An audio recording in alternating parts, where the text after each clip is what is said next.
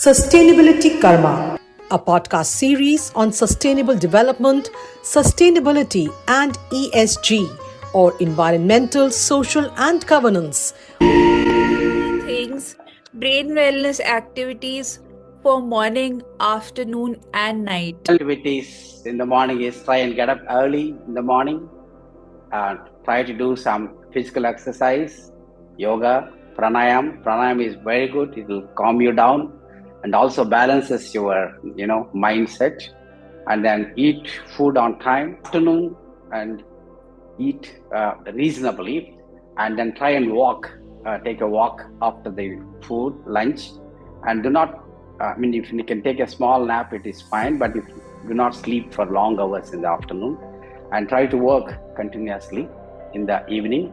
A good stroll after the supper is very good, and then preferably take a good bath, and then good sleep of about 7 hours is very good. Eat dinner quite early, and you should have at least 2 to 2.5 hours gap between the dinner and sleeping time. Welcome to this episode of Sustainability Karma. I'm your host Naina Gautam, and today we have with us Dr. N K Venkataramana. He's a leading neurosurgeon in India. He's the founder chairman of Brain Super Speciality Hospital in Bangalore. Welcome, Dr. Venkatramana. Thank you, Naina. Thank you for having me in your show. What is brain trauma? Brain trauma is basically related to all the accidents, falls, and the violence wherein the brain gets injured, either physically, even sometimes emotionally.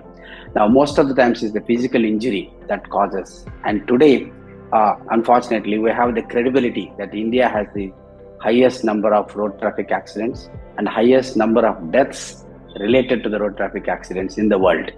So day in and day out, these accidents are happening. It's like becoming more or less like an endemic, in India.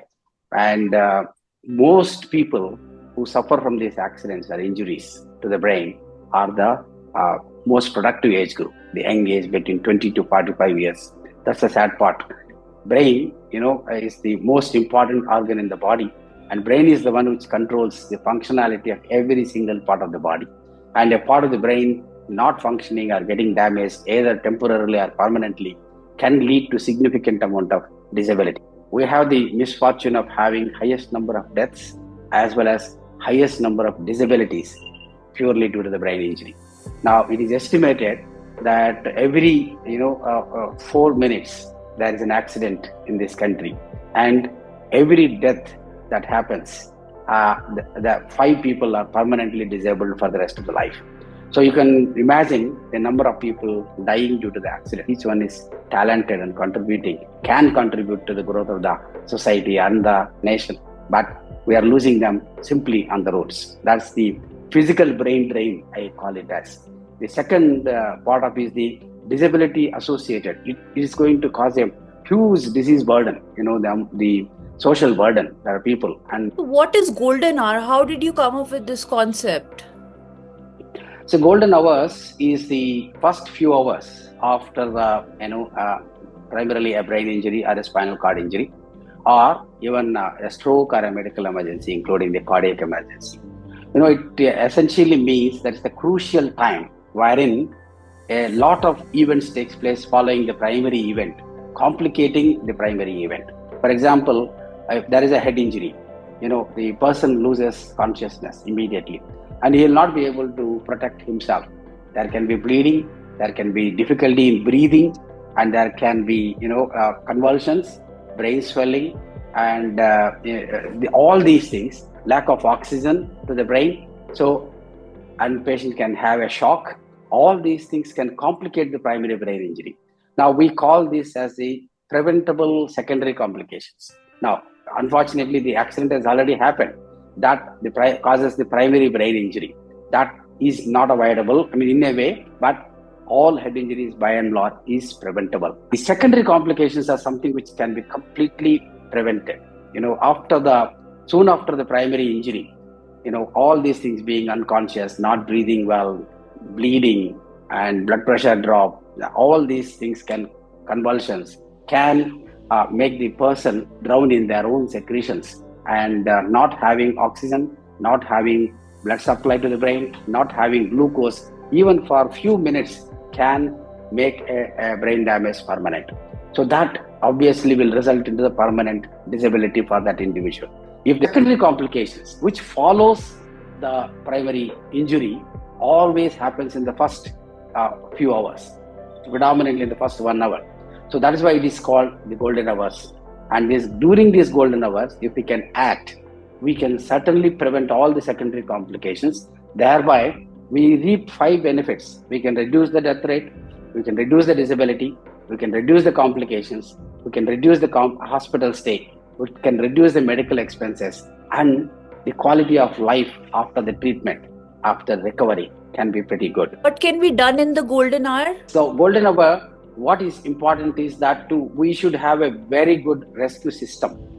Soon after the accident, and people should be rescued to the safe place, so that their secondary damages in the same place can be avoided. It could be from the chemical injury where all the the chemicals are flowing from diesel, things like that.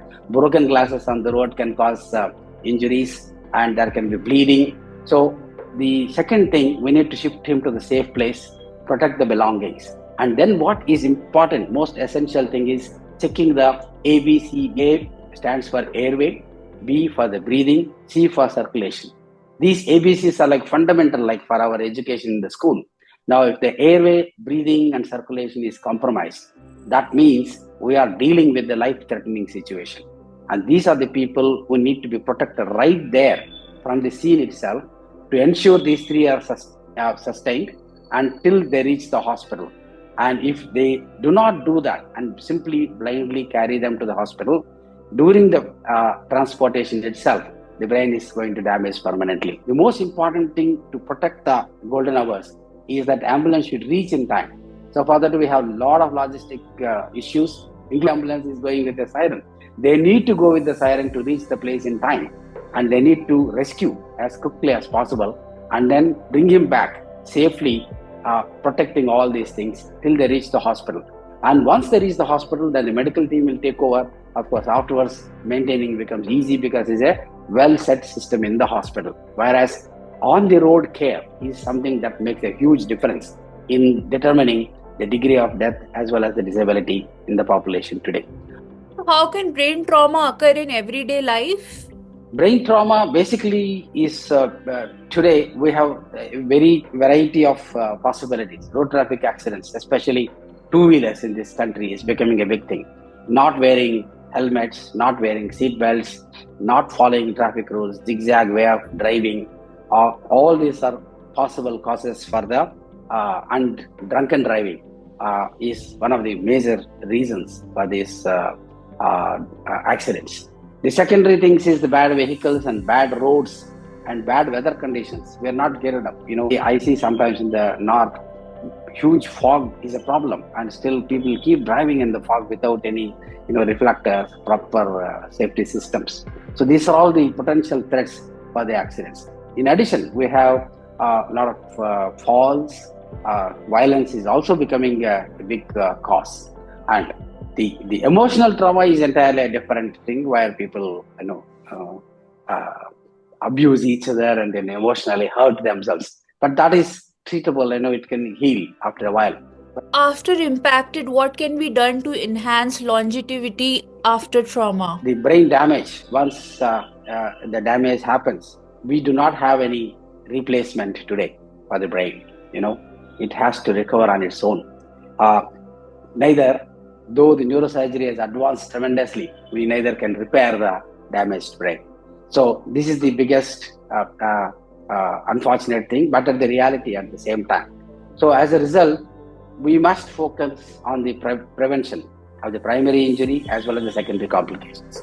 Now, the third thing is there are many, many techniques where we can act upon, and doing the right kind of treatments in the right time can promote, can probably prevent the further damage of the brain as well as promote the recovery. A significant amount of neuro rehabilitation is essential along with the medications. Certain areas of the brain functions can recover by brain taking over the extra functions by the surrounding areas which is not damaged. So this phenomenon is called neuroplasticity, and brain has that ability over a period of time to regain the certain abilities, but it can never be the original.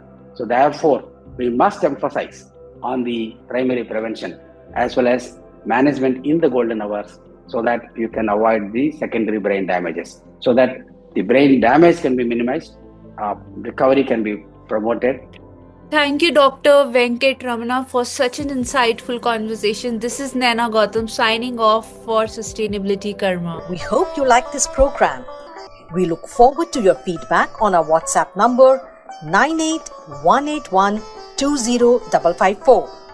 For participation in this program, write to us at sustainability.karma@gmail.com. Looking forward to meet you again at the same time next week with a new episode and a new guest. Till then, goodbye from all of us. Sustainability Karma, a podcast series on sustainable development, sustainability and ESG.